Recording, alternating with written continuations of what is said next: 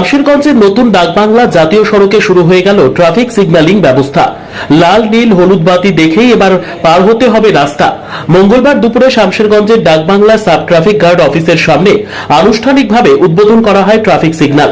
Save drive save life কর্মসূচির অংশ হিসেবে এদিনের এই কর্মসূচিতে উপস্থিত ছিলেন ফারাক্কার এসডিপিও কৌশিক বসাক, জঙ্গিপুর পুলিশ জেলার traffic DSP Sukanta Hazra, circle inspector স্বরূপ বিশ্বাস, শামশেরগঞ্জের বিধায়ক আমিরুল ইসলাম, ওসি অভিজিৎ সরকার, যুগ্ম BDO Tapas Ghosh, sub traffic গার্ডের ইনচার্জ শুভঙ্কর চ্যাটার্জি সহ অন্যান্য আধিকারিকরা। এদিন প্রথমে বরণ করে নেওয়ার পর ট্রাফিক সচেতনতা নিয়ে বার্তা দেওয়া হয় প্রশাসনের পক্ষ থেকে। ট্রাফিক সিগন্যালিং ব্যবস্থা উদ্বোধনের পর প্রায় 25 জন বাইক চালকদের হেলমেট বিতরণ করা হয় শামশেরগঞ্জের ডাকবাংলা সাব ট্রাফিক গার্ড অফিসের পক্ষ থেকে। ডাকবাংলার মতো ব্যস্ততম এলাকায় জাতীয় সড়কে চলাচলের ক্ষেত্রে সচেতনতার বার্তা দিতে অভিনব উদ্যোগে এই ট্রাফিক সিগন্যালিং ব্যবস্থা করল জঙ্গিপুর পুলিশ জেলার অন্তর্গত শামশেরগঞ্জ থানা এবং sub traffic guard. Bureau report, Dinraat star news. আমার কলিগরা রয়েছেন, ডিএসপি ট্রাফিক সাহেব রয়েছেন, CI Jangipur, OC Shamsherganj, OC STG Dakbungalow, আমার টিমের বাকি কলিগরা, এই ট্রাফিকের যারা অফিসার আছেন বা সিভিক বা ফোর্স আছেন, আমার থানার অফিসাররা সবাই এখানে রয়েছেন এই অনুষ্ঠানে। আর আপনারা সামনে যারা আছেন তাদের এখানে আসার জন্য আরেকবার ধন্যবাদ জানাই, এতক্ষণ ধৈর্য ধরে আমাদের কথা শোনার জন্য। খুব বেশি কিছু বলবো না, এইটুকু বলবো যে save drive save life Paschimbanga সরকারের একটা পেড প্রজেক্ট প্রথম থেকেই ছিল। এই প্রজেক্টের মূল উদ্দেশ্য ছিল পথ নিরাপত্তা।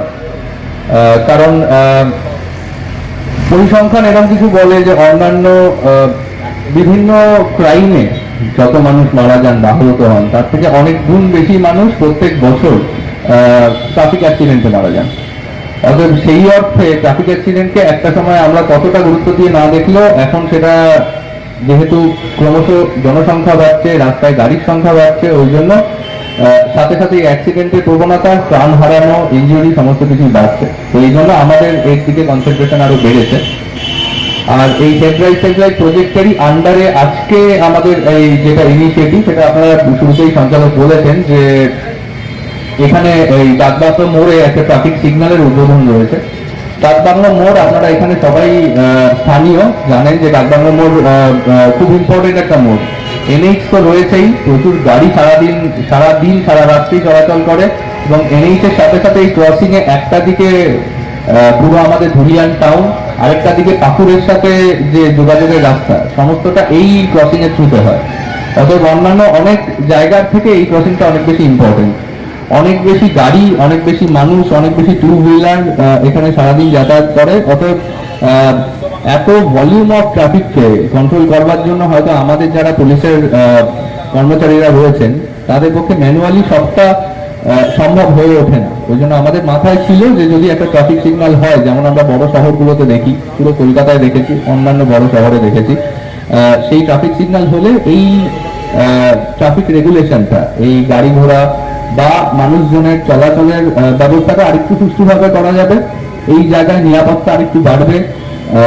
আর তাতে যেটা হবে যে আমাদের যেটা সেভ ড্রাইভ সেভ লাইফের উদ্দেশ্য প্রথমেই বললাম যে নিরাপত্তা বাড়ানো, অ্যাক্সিডেন্ট কমানো এবং আপনাদের যারা লোকাল আছেন তাদের এখানে চলাচল গাড়ি নিয়েই হোক, পথচারী হিসাবেই হোক, যাতে সহজ হয়। তো সেই জন্য এই ইনিশিয়েটিভ। ফাইনালি আমি ডাকবাংলো এসটিজি কে এবং শামশেরগঞ্জ থানাকে ধন্যবাদ জানাবো যে এই ইনিশিয়েটিভটা সাকসেসফুল করার জন্য ফাইনালি আমরা এই ট্রাফিক সিগন্যালটা ইনস্টল করতে পেরেছি এই কারণে।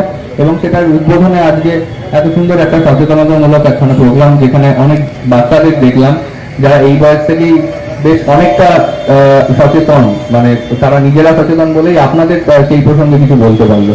এই প্রোগ্রামটার জন্য ওনাদের ধন্যবাদ জানাবো। আশা করবো এই যে সিগন্যালের ইনস্টলেশনটা, এটা হয়তো শুরুতে একটু নতুন বলে একটু অসুবিধা হতে পারে, কিন্তু ইন দ্য লং রান দেখা যাবে এটাতে কিন্তু আমাদের এই ডাকবাংলোর মোড়ে ট্রাফিক আরো সুষ্ঠুভাবেই আমরা রেগুলেট করতে পারবো, তাতে আপনারা উপকৃত হবে।